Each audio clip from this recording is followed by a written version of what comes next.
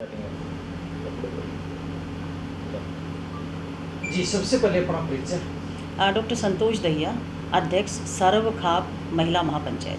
जी ma'am, आज कैथल पहुँचे हो तो क्या विषय है आपका, प्रेस कॉन्फ्रेंस बुलाइए। देखिए, जो एलएनजेपी में हुआ है वो बहुत दुर्भाग्यपूर्ण है कि एक बच्ची के साथ एक डॉक्टर ने रेप किया है, जिस डॉक्टर से ये उम्मीद की जाती है कि वो सुरक्षा करेगा लोगों की, उनको तकलीफ से बाहर निकालने की कोशिश करेंगे, डॉक्टर से यही उम्मीद की जाती है। लेकिन डॉक्टर ने एक बच्ची के साथ बलात्कार किया है, ये बहुत दुर्भाग्यपूर्ण है। लेकिन उससे ज़्यादा एक जो रेणु भाटिया हैं, जो चेयरपर्सन हैं महिला आयोग की, वो वहाँ पर उन्होंने विजिट किया। अच्छी बात है, विजिट किया और उन्होंने सवाल किए कि भाई आप लोग कहाँ थे। सवाल बनता भी है क्योंकि अकाउंटेबिलिटी फ़िक्स करनी बहुत ज़रूरी है। ऐसे में जब इतना बड़ा कांड हो जाता है तो सवाल जायज़ सा बनता है। लेकिन उन्होंने जो टिप्पणी की वो आपत्तिजनक है। उन्होंने कहा कि किसी व्यक्ति के पास तुम्हारी बेटी को क्या मैं 15 मिनट के लिए छोड़ दूँ? मतलब ये कौन सी टिप्पणी है? एक महिला का दूसरी महिला की बेटी को लेकर ऐसी टिप्पणी करना ये बहुत आपत्तिजनक है।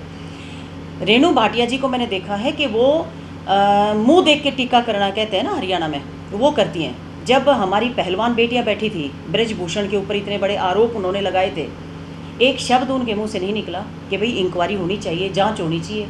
एफआईआर भी दर्ज नहीं हो रही थी, तब वो एक शब्द नहीं बोली।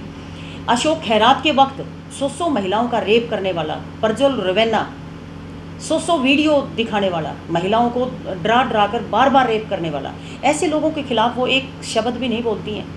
और उन नर्सिस को जो दिन रात ड्यूटी देती हैं, उनसे ये पूछ सकती थी कि भाई आप कहाँ थी, ये कैसे हुआ, तुम्हारी जिम्मेदारी बनती है। 100 क्वेश्चन हो सकते थे। लेकिन ये कहना कि मैं एक अनजान आदमी के पास तुम्हारी बेटी को 10 मिनट तक छोड़ दूँ, वो कौन होती छोड़ने वाली? और एक महिला को इतना आपत्तिजनक पोजीशन में, वो पहले से परेशान है कि एक बच्ची के साथ वहाँ रेप हुआ है। वो नर्सिस भी तो परेशान हैं जो ड्यूटी पे थी। लेकिन एक चीज़ और भी है यहाँ देखने की कि जो डॉक्टर्स हैं, जो जहाँ पर वो जो पेशेंट उनको देखते हैं, उनके बाहर उन लोगों की ड्यूटी लगाई जाती है जो नर्सिस होती हैं। कहीं दवाइयाँ दे रही हैं, कहीं किसी को इंजेक्शन लगा रही हैं। हर रूम में उनकी ड्यूटी नहीं होती है, मैंने पता किया ये बात। दूसरी बात, इतनी नर्सिस हैं कहाँ, इतना स्टाफ है कहाँ जो ये कहते हैं ना कि वहाँ पर ड्यूटी एक एक कमरे में एक एक पेशेंट के साथ एक एक नर्स हो सकती है। संभव ही नहीं है क्योंकि स्टाफ की कमी है, डॉक्टर ही नहीं है वैसे तो पहले। लेकिन ये जो सबसे बड़ा मेरा जो आपत्ति का जो मेरा प्रश्न है रेणुका जी से, कि वो डांस करती हुई कहीं की वीडियो डालती हैं कभी, तो मैं तो वो भी देख के हैरान हो जाती हूँ। भाई एक महिला आयोग की चेयरपर्सन, जिसको सरकार तनख्वाह देती है, उसको गाड़ी दे रखी है, उसको सिक्योरिटी मैन दे रखे हैं, उसको सारी सुविधाएं दे रखी हैं, नाचने के लिए थोड़ी दे रखी हैं। उनको महिलाओं की जो कहीं कोई समस्या होती है उसको उसका समाधान करने के लिए वो हैं। लेकिन वो इस तरह की टिप्पणी करती है। एक और मसला मेरे सामने आया, एक स्कूल की जो टीचर्स हैं, उन्होंने कहा कि प्रधान ने हमें अपने कमरे में बुला के बाजू पकड़ के खींचने की कोशिश की। एसएमसी प्रधान या प्रधानाचार्य? प्रधानाचार्य ने जो ये होते हैं मैनेजमेंट का जो प्रधान होता है, हाँ, एसएमसी, हाँ, उसके अगेंस्ट वो गई उनके पास और उसने कहा कि इस तरह से मेरे साथ हुआ। तो पता उनका जवाब क्या था? कौन से गांव की घटना है? ये कुरुक्षेत्र की है। गांव कुरुक्षेत्र में, शहर में स्कूल है। हाँ, तो क्योंकि इंक्वायरी चल रही है तो मैं नाम अभी नहीं लेना चाहूँगी। वहाँ पर क्या किया उन्होंने कहा कि ऐसा करो, प्रधान को तो मैं 1 महीने के लिए बर्खास्त करती हूँ, लेकिन तुम भी स्कूल में मत जाओ, ऐसे गंदे आदमी के साथ तुमने क्या काम करना है। ये कोई स्टेटमेंट थोड़ी है।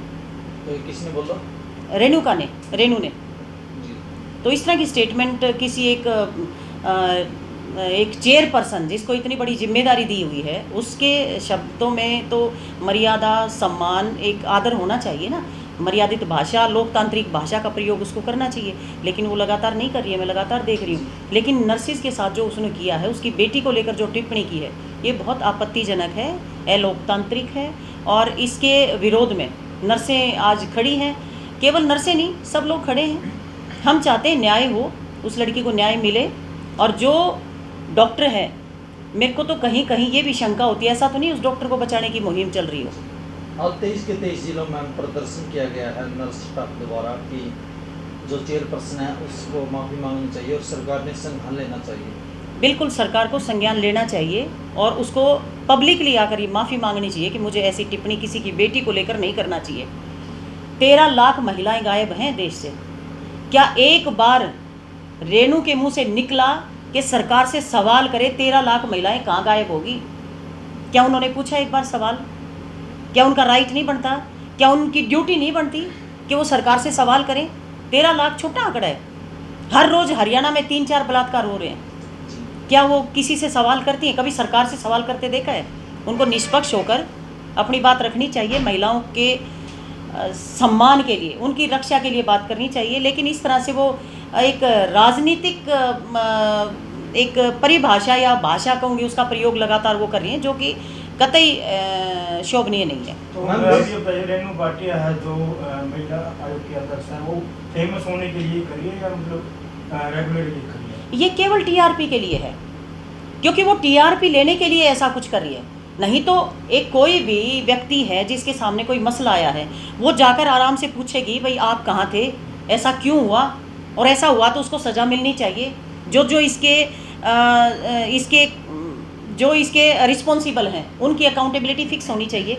लेकिन वो कुछ नहीं, वो कहती है मैं तुम्हारी बेटी को एक अनजान आदमी के साथ 15 मिनट अकेले कमरे में छोड़ दूँ, तो मतलब वो कौन होती है किसी की बेटी को एक अनजान आदमी के कमरे में छोड़ने वाली? बेटी पढ़ाओ बेटी बचाओ का नारा देती है सरकार, तो उसमें एक बेटी के साथ ऐसा हो गया, लेकिन दोबारा से उन्होंने और नर्सों की बेटियों के लिए ये शब्द किए, तो ये कहाँ तक उचित मानते हैं? यही तो मैं कह रही हूँ, बहुत अनुचित है। किसी की बेटी के लिए ऐसा कहने का मतलब ये है कि बेटियों की इज्जत से लेना देना कुछ भी नहीं है।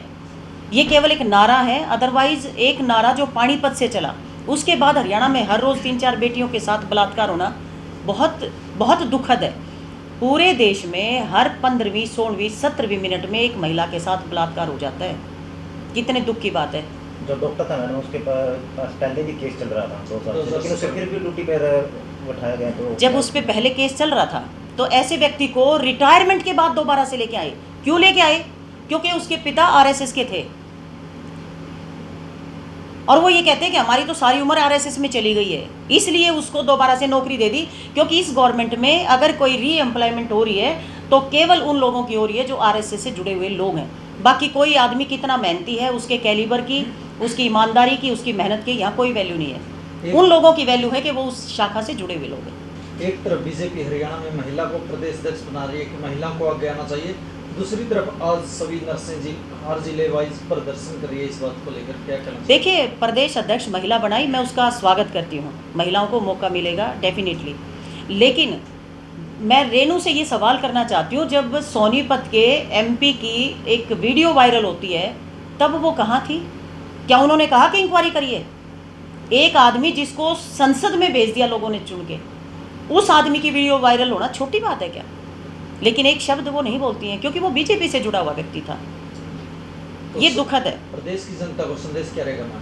देखिए, प्रदेश की जनता को तो मैं ये कहूँगी कि आज अपनी बेटियों को अगर बचा सकते हो तो खुद बचा लो। किसी सरकार पर, किसी दूसरे व्यक्तियों पर आपको अपना मतलब भरोसा दिखाने की जरूरत नहीं है। एक बार आपका परिचय दे दो आप। मैं डॉक्टर संतोष दहिया, सर्व खाप की महिला विंग की अध्यक्ष। ओके मैम, ले लीजिए। ये